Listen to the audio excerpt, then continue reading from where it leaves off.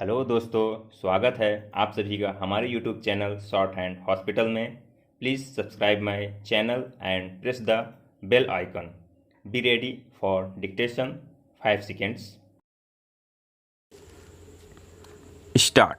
The questions which arose for consideration in the instant appeals were whether persons appointed as superintendents in aided non-governmental hostels are entitled to claim absorption by way of regularization in government service or salary on par with superintendents in government hostels, and whether part-time cooks and chowkidars appointed temporarily by mess committee of government hostels with 2 or 3 years service are entitled to regularization by framing a special scheme allowing the appeals.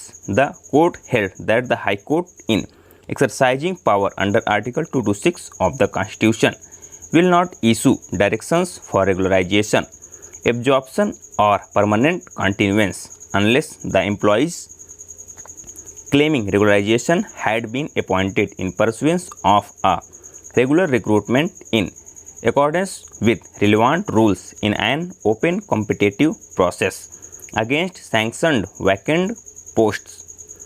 The equality clause contained in Articles 14 and 16 should be scrupulously followed, and courts should not issue a direction for regularization of service of an employee which would be violative of constitutional scheme, while something that is irregular for want of compliance with one of the elements in the process of selection which does not go to the root of the process can be regularized. The backdoor entries and appointments contrary to the constitutional scheme and oblique or appointment of ineligible candidates cannot be regularized.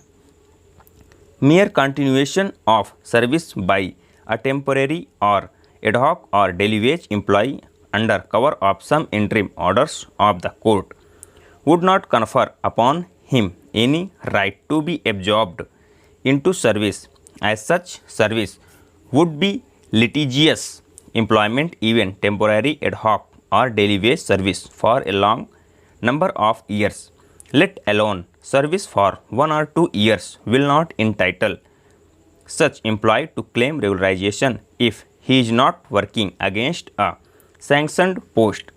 Sympathy and sentiment cannot be grounds for passing any order of regularization in the absence of a legal right.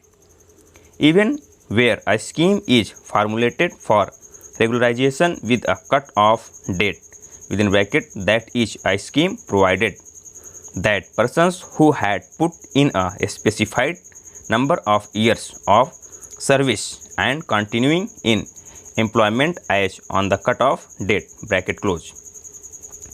It is not possible to others who were appointed subsequent to cut-off date to claim or contend that the scheme should be applied to them by extending the cut-off date or seek a direction for framing of fresh schemes providing for successive cut-off dates. Part-time employees are not entitled to seek regularization as they are not working against any sanctioned posts. There cannot be a direction for absorption, regularization or permanent continuance of part-time temporary employees. Part-time temporary employees in government-run institutions cannot claim parity in salary with regular employees of the government on the principle of equal pay for equal work, nor can employees in private employment, even if serving full time, seek parity in salary with government employees. The right to claim a particular salary against the state must arise under a contract or under a statute. The respondents in the instant appeals were appointed in pursuance of the government and aided hostels management rules 1982, which were issued by the state government on 18/1/1982, though they were referred to as rules. They were not statutory rules framed by the state government in pursuance of any power vested in the state by the legislature under any enactment. They were more in the nature of executive instructions and guidelines framed for administrative convenience. The said rules were intended to apply to government hostels run by the Social Welfare Department and also aided hostels which received any aid in the form of grant from the Social Welfare Department.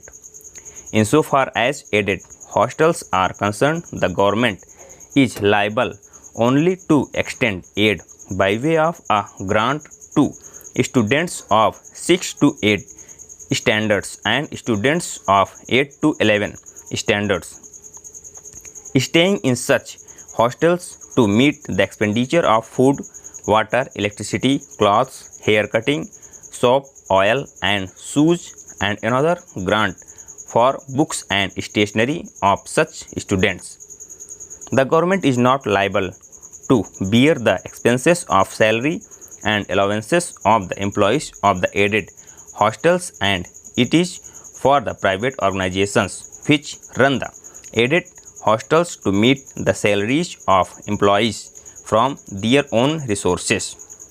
The persons employed in the aided hostels are employees of the respective organizations running those hostels and not the employees of the government.